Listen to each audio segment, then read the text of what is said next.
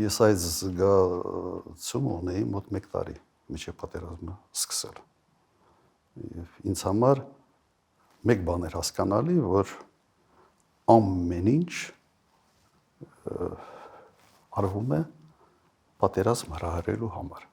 Ինչու սկսեց պատերազմը։ Առաջին հերթին դա բանակցային գործընթացի ձախողումն էր։ Եվ այդ ձախողումը եղավ Հայաստանի նախաձեռնությամբ։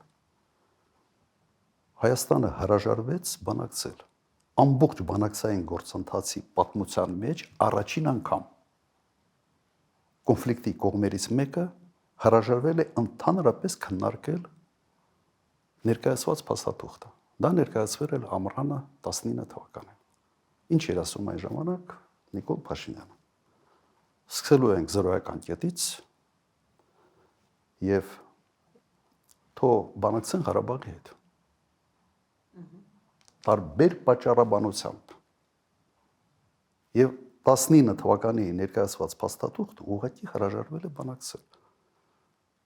Ջնջելով մոտ 30 տարվա բանակցային գործընթաց։ Սա բերեց հետևյալի, որ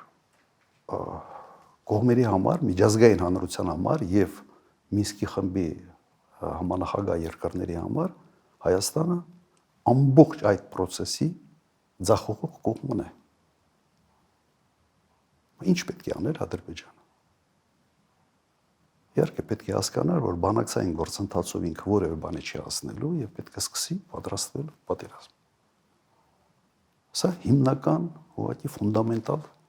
պատճառն էր։